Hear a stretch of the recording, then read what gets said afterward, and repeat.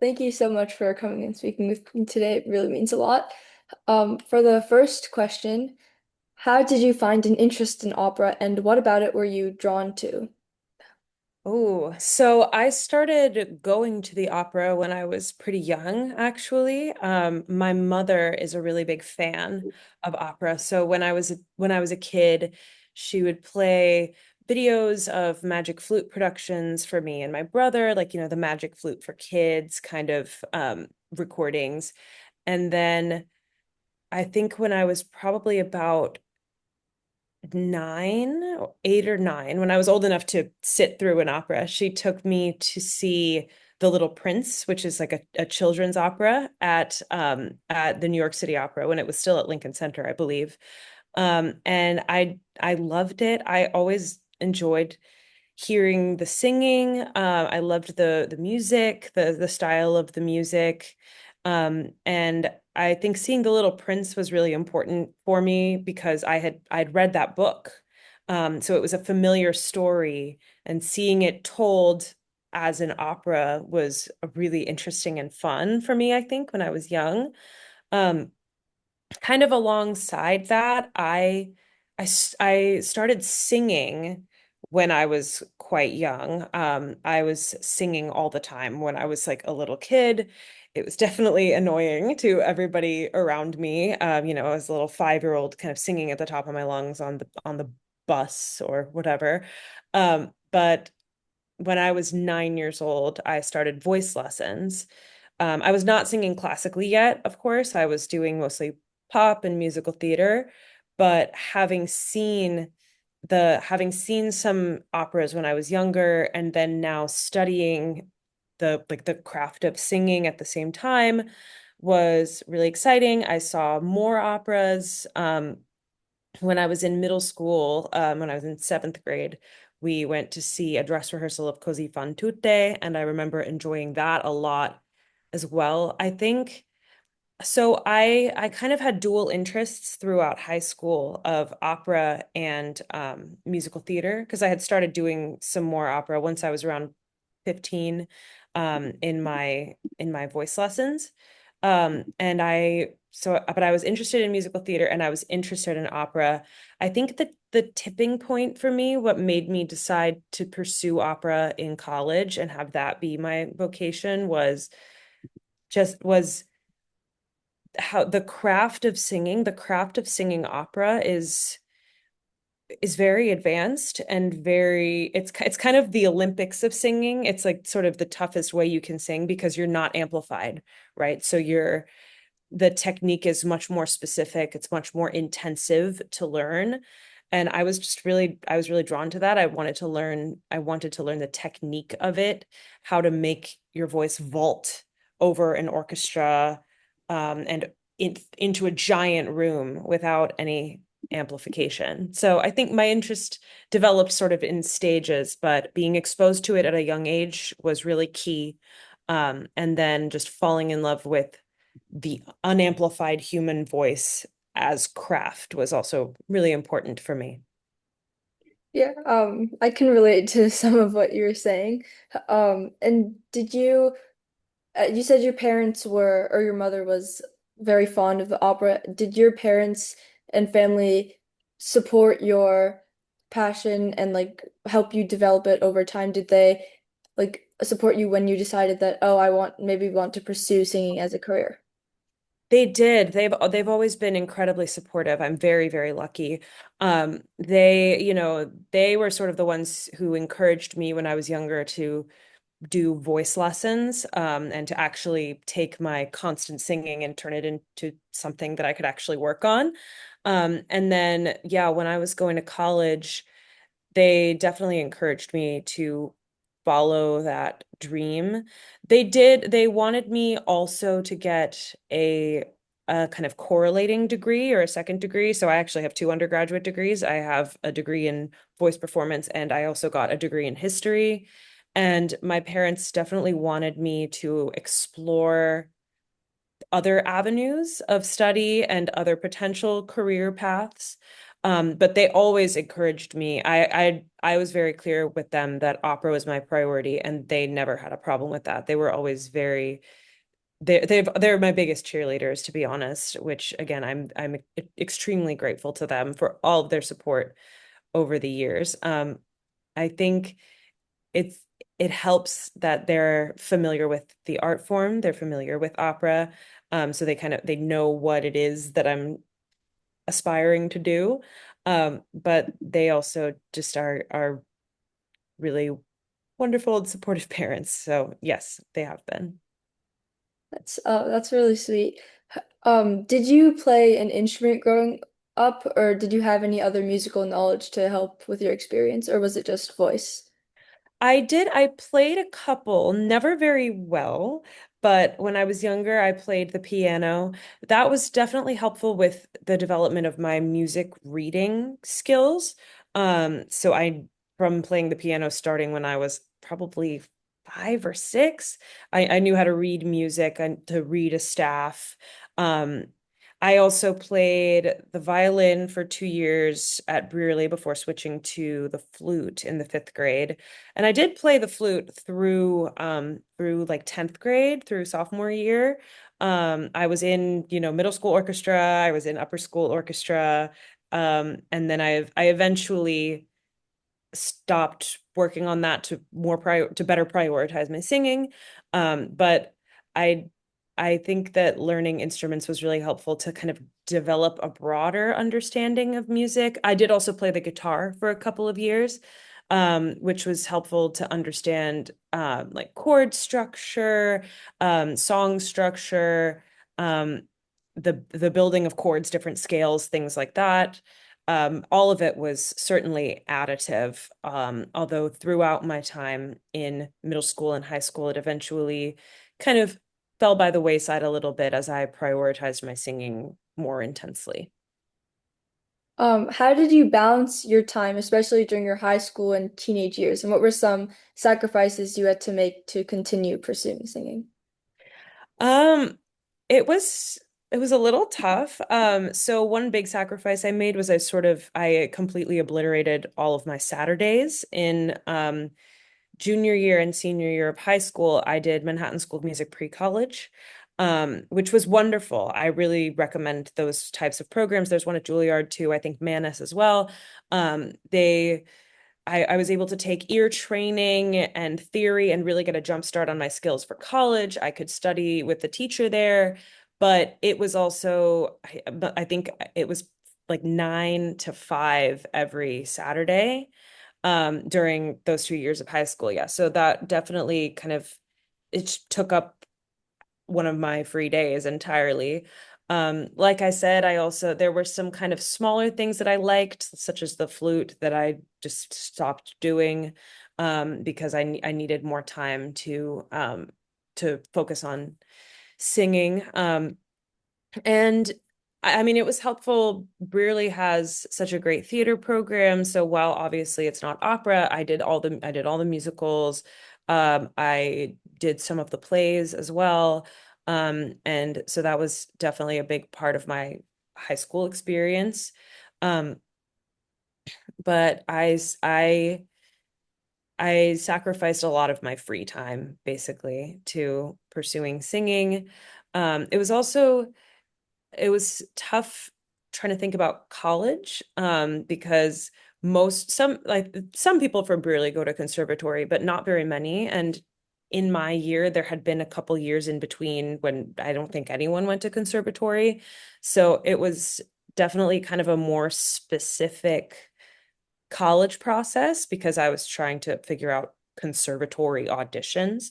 It kind of made the school search a little bit more specialized, I guess. That kind of segues into my next question, which was after high school, which schools did you apply for, and what was the specific application process? And were there things that you knew that you wanted to go to, or things that you know that you wanted to avoid? Yeah, so I technically only applied to one school because I got in early. I applied to Northwestern early decision. I applied for the music school at Northwestern and I applied for the liberal arts school.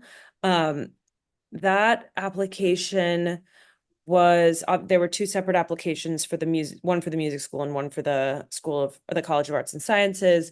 The College of Arts and Sciences one was standard, and then the music school, I had to send in video recordings.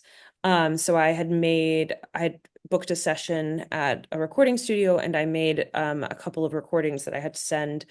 And then I advanced past the pre-screen round, and it was called to do an audition. So that audition was, I think it must have been in November or early December of that year. Um, and I auditioned for them, and that was, that was in Chicago. I flew out to do that. Um, and luckily I got in, and of course it was ED, so I ended up going. I had planned to apply to a couple of other schools. I was looking at um, Oberlin, I know. I believe I also looked into University of Michigan. Um, and then Eastman and the University of Rochester. I was applying to all schools where I could do dual degrees, where I could do double um, performance and something liberal arts related. So that narrowed my search even more. But I think I applied to New England Conservatory because I was thinking about they have a program with Tufts, so I would also apply to Tufts. Um, and oh, there's definitely some I'm forgetting. Maybe Rice I would have applied to. Um, and I think I think that's it. Those are the ones that I remember. And I actually did have to because conservatory applications require you to send a pre-screen of a video recording. I think I had sent applications in to several of those places because those pre-screens are due December 1st in a lot of cases, or November 1st. They're due early. They're due before the rest of the application, which was kind of a surprise. I didn't really realize that. So I remember there was a day when I had written down all the due dates for the regular application, but not for the pre-screen. So I kind of frantically sent in a bunch of applications. That then, of course, I had to rescind those applications once I had gotten my acceptance to Northwestern. Um, I was considering a pretty narrow range of schools, like I said, because I was looking for strong music school, strong conservatory, and I knew I wanted a Bachelor of Music instead of a Bachelor of Arts in music. I wanted like a conservatory type experience. And I also wanted to make sure that I could get a liberal arts degree and that those two programs would be integrated and also sufficiently strong for my academic and musical interests. So it was definitely it was a narrow search. It was difficult to come up with all of the places. There are certainly a couple that I missed. I think maybe I also would have applied to USC in like the University of Southern California, some of those other state schools. USC is not a state school, I'm sorry, but other schools that are state schools. Um, but like I said, I never ended up actually applying. Um, but it was definitely an interesting process. I had never done anything like that before until that point. I had made recordings, but I had made them like for summer programs, but never anything as intensive as my college application process, my conservatory application process. And it was um it was a journey, a lot of trial and error, but I'm really happy with where I ended up and how the process ended up working out. Oh, that was very detailed. Thank you so much. This kind of segues into the next question. Did you have any mentor figures in your life that helped to guide you with this difficult application process? Yeah, I had a couple. So I definitely relied on my voice teacher, who I studied with through Manhattan School of Music pre-college. He was very helpful. I also consulted with friends of mine from MSM who had gone through the process before as well. And then the Brearley college application team was also quite helpful. Um, and especially when I was trying to gather as many options as I could with my like seemingly quite narrow scope of what I wanted. They were helpful with coming up with other options. But really, I think for the most part, especially with the conservatory applications, my voice teacher was the most helpful in that regard. I also did a lot of research on my own, um, and consulted forums, music teachers through MSM or people that I knew. And yeah, that was mostly what was helpful. And after college, did you kind of know exactly what to do, as in how to land a role at an opera company, or maybe try doing something with your history degree, or did you know that you wanted to do something with opera right away? I knew I wanted to stick with opera pretty much from the get-go. That's what I knew. What I did do, I knew that after college I wanted to get my master's degree. So that was kind of my first priority throughout my undergrad was gearing up for master's auditions. After I finished my master's degree, where I went to University of Maryland for that, I had a pretty good understanding of what I wanted to do, and I wanted to just kind of start auditioning right away everywhere that I possibly could. And that's what I did. Um, and you get a pretty good idea most master's programs will try to teach you how to go about that, which is good. It's a little bit of a specific process. You have to know what websites to go through. You have to know how to send a good cold email. I mean, like any sort of job application for any field, especially kind of a niche field, there's a little bit of trial and error that goes into it. There's some specific things that you have to either be taught or learn through trial and error on the road on the way. Um, but my priority was just getting in front of as many people as possible, trying to start getting some experience. I moved back to New York also after I finished my master's. Um, New York is where most auditions come through. So especially overseas auditions, if they're going to be in any city in the United States, they're going to be in New York.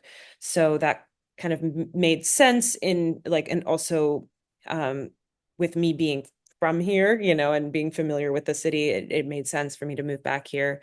Um, I I I haven't done anything with my history degree yet.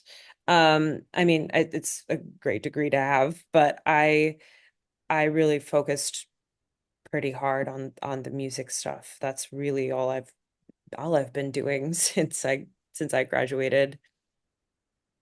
And what does a day in the life for you look like? Is there a lot of travel involved, or is it stationary? And since if you're in between productions, what do you do? Is it just auditions, auditions, or do you still go and learn new repertoire? That's a good question. It changes a lot. Like when I'm in a production, I've done some local shows in the New York area. So usually when I'm in a production, I'll have rehearsals in the evening. Um, I have voice lessons as often as I can. I still study with my teacher from my master's degree, and he teaches in New York as well, so I see him when I can.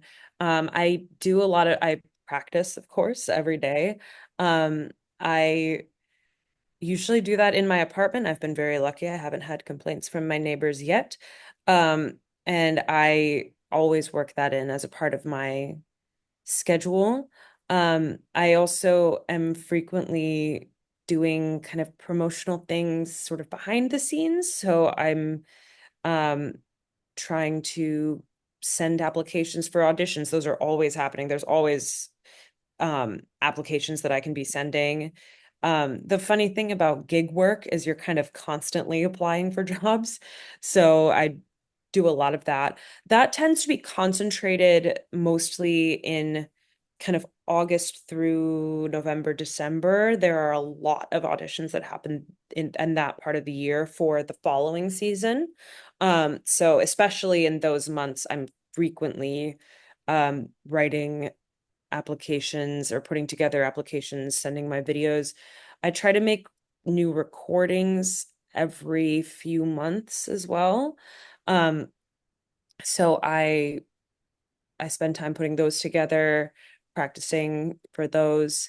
And then recently I've had a recital series that I've done with a really dear friend of mine, Ellen Sorower, who is a pianist, and we work on that for in the weeks leading up to those recitals. We tend to work pretty hard together on putting those recitals together. So a lot of that is practicing and rehearsing. But there's also a lot of random logistical things that we need to deal with, booking venues, sending tickets, doing promotion, and advertising, um, and putting all of those kind of moving parts together. So it really does vary. It depends on if I'm currently in a production, if I'm between shows, it's definitely quieter, although I have a tendency to keep myself busy anyway. Um, that's when I usually do most of my regrouping. In between shows is when I tend to do my recordings and send the most applications. I'll do things like get new headshots if I need them, or other, like updating my website, things like that. Thank you so much. That was the last question. This was really great and I learned a lot from it. Thank you. I'm so glad.